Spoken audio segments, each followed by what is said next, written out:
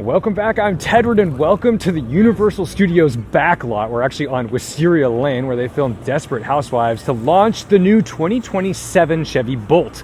Yes, they brought it back. Now, these are pre-production models. We're gonna get a chance to take it on a short drive around the Universal lot, but they've made some improvements on this. Now, it may look very similar to the original Bolt. This second generation Bolt is on the same BEV2 platform. That's 255 miles of range. Style-wise, may look very similar, but one of the nice things is they put the taillights up on top. So now you don't have those super low taillights. Only frustrating as a driver in maybe a Sierra or a Silverado when you can't see the blinker of the courteously merging Chevy Bolt, but now it's up top, which is great. Space, all that good stuff, very similar, but one of the best things about this vehicle is that now it charges a hell of a lot faster, almost 3 times faster, because the previous version of the car would only charge at 55 kilowatts. This one is 150 kilowatts, and oh yes, now none of this is fully sorted because it is a pre-production, but I think we can assume that we're gonna get USB-C down here. We're getting a new display up here. I love this integrated display because it's really buried into the dashboard appropriately, which is a little different than what you see on Equinox. And then you've got space for your phones and everything. Now, the other thing about this is it comes in under $30,000. So that's gonna be a bit cheaper than you would get on the Equinox as well. Now, the other thing, this is, I think, the first Chevy EV product that's gonna have the NACS, the NACS system, so that is gonna work perfectly with the native Tesla chargers. So let's jump in and take it around the block and see how it is. I mean, we're not gonna be able to drive far or fast because, like I said, we're on the Universal backlot right now, which not many people get to drive here. This is actually pretty unique. Ooh, power seats, lovely. There's gonna be different trim levels, of course. I think this might be the higher one, and later they're gonna come out with the LT trim, and that's gonna start at about $28,000. We'll get all the pricing sorted out for us in there, but so far, so good. We like the little Bolt, and I was just sitting in a dead EV. And when I say dead EV, I don't mean the battery's dead. I was sitting in an EV1, a GM EV1 recently, because WPI, my alma mater, has one. And the Bolt became a dead EV as well. And now we're here in the next Bolt. So let's get our SME in here and take it for a drive. I'm Tom. Matt, nice to meet you. Too. All right, so you lead the way. I don't know my way around this. First choice you have is a regular rear view or... You know what? Let's leave it on the rear camera just to, you know, we might fiddle with it. That's great. Nice to see that. This is the higher trim level, correct? This is actually, I believe it's the LT we're in, not the RS, yeah. Oh, okay, so this is the... Yeah, but tech package, so it's an LT tech. Gotcha. So that's adding in some of the features. We're gonna go right, but... Sure, we'll let these fellas carts go. And trams get the right of way. 100%.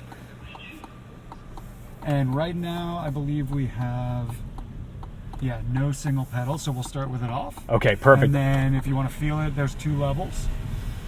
Were you familiar with the original Bolt? I am. Okay, so you'll notice there's no more regen on demand paddles. They opted against those. They said that they weren't adding enough efficiency. 1 pedal driving was doing enough for us. Interesting. I'm gonna go right. Cool, we'll go past... This is such a bizarre drive. Oh yeah. Just wait. We're gonna transport... We're going to travel through time and space in the new Chevy Bolt. There's Amity Island. Now, the thing is, I go to Martha's Vineyard every year, and I watch Jaws at the drive-in movie theater, and, you know, that's pretty close. Right there. We're going to go right down here. Between the buildings. Great. Only you guys would let us drive through the backlot of Universal Studios. This is crazy.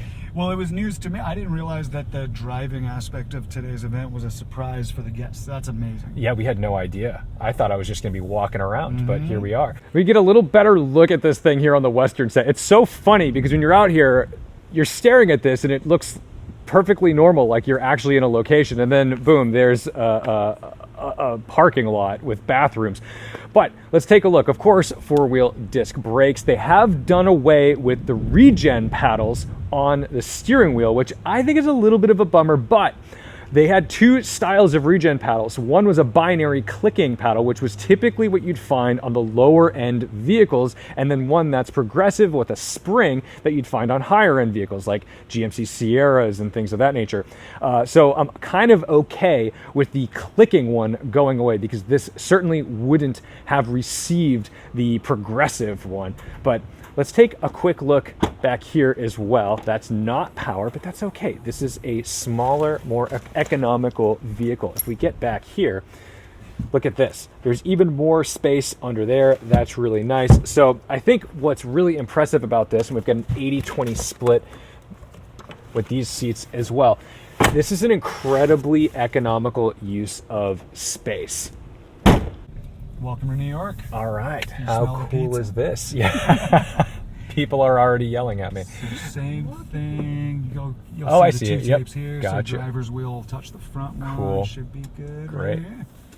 All right, well, just for fun, now we're on the New York set. So it's just kind of fun to be able to play with this in this area. What's wild, though, about the set is that everything is a choice. So anything that is dirty or dingy or messed up, all of the tire marks, these are choices. This did not happen naturally, because it just has to look legitimate. This is a set. This isn't a real roadway. This isn't a real sidewalk. And yet here we are. That's all fake. Everything's fake, and it looks so real that if you dropped me in here, I really wouldn't notice it. But it is genuinely entertaining to be able to fiddle around with the bolt out here. This particular bolt is running a 215 section tire on a 17-inch wheel, so plenty of options available on that. And it's also nice because you're going to have the ability to have the lock and unlock on this button. So if you've got the key in your pocket, you're good to go. Now, it's a little darker in here right now, and this gives us an opportunity to see this ambient lighting, which I kind of dig. Now, some of these materials, again, pre-production, can't be totally confirmed, because I believe some of this stuff has been 3D printed, so it's not totally fair to judge any of this dashboard layout right now for its materials, but still reasonably inexpensive. But what's nice is all the touch points are pretty soft, and that's really important, because, for example, Chevy Trax, I think the armrests get a little rough after a while, but the Buick Envista, the higher trim level, adds a little bit more padding,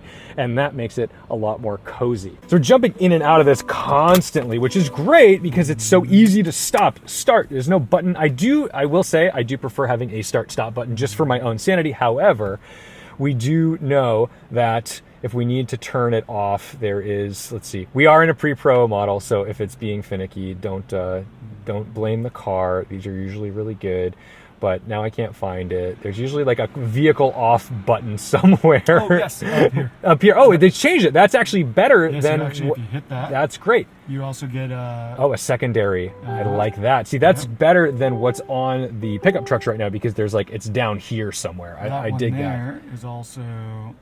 Oh, I'm on my... This will be your remain 60 minutes. You can keep your climate, you can keep a pet in here, etc. Amazing. I like that. That's very cool. Great. Off we go to the next lot. That away. Cool. Thank you. Oh yeah, by the way, we're going to Europe. Yes. Straight on? Straight on. Oh my God, this straightaway at the Universal Backlot, it feels like a crime not to hit 88 miles an hour. It is crazy. Just once. How many gigawatts does this have?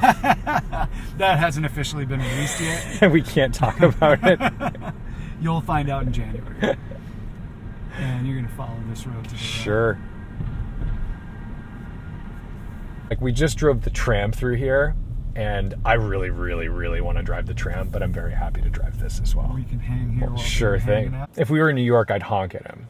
But we're in Europe, so we're going to be nice. While we're here, worth noting, GM does a great job with cameras, and it's so insane to me. I drive a 2023 Civic Type R and a 2023 Lexus GX 460. Those are my two newer cars that have reverse cameras, and none of them look anywhere remotely near this.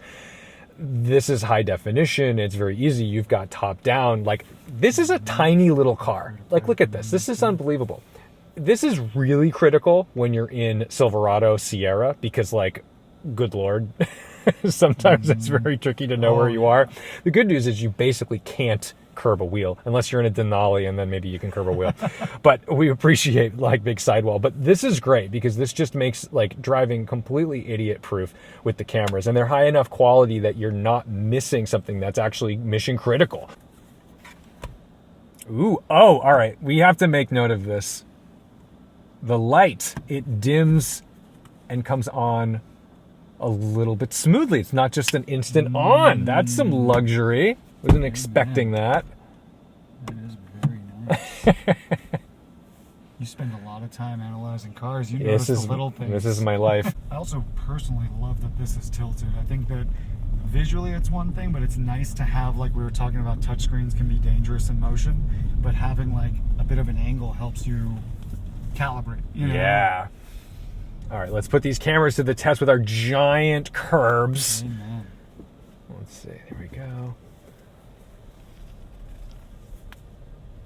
Now we're going to line up the passenger side tires.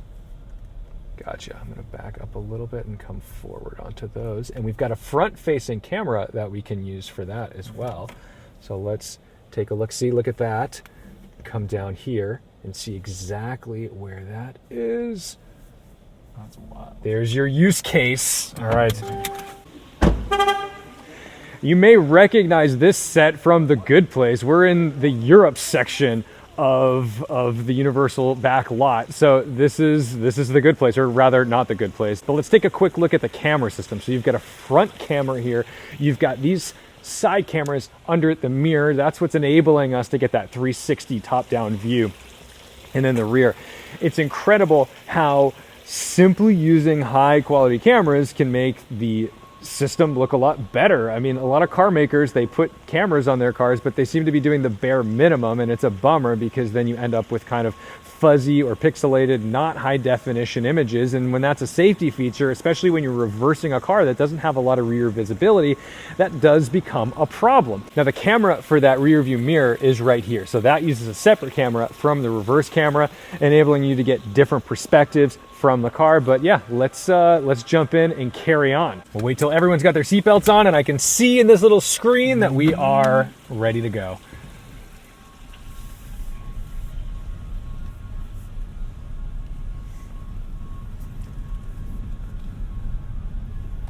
There's the railway station. We've got some great Jason Mantzoukas scenes from The Good Place here. True, very true.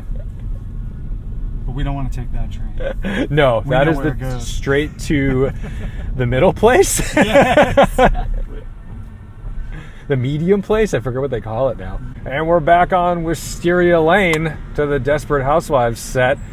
That's our first little look at the all-new, sort of all-new, 2027 Chevy Bolt, the second generation. And the great thing about the 2027 Chevy Bolt is it basically is the first generation, but with all the bugs fixed, that you wanted faster charging speeds, you wanted the taillights a little higher, you wanted better infotainment. You know, this is just going to please every Bolt owner who had any complaint, because it seems like they've just taken any complaint or gripe or critique and put it into this vehicle. And these are a limited run. So what we can expect is, they haven't said this, but I'm going to assume that this limited run will lead up to the next version of the Bolt, a Gen 3, which will probably be on the BEV3 platform and be a little more of a full ground-up new car.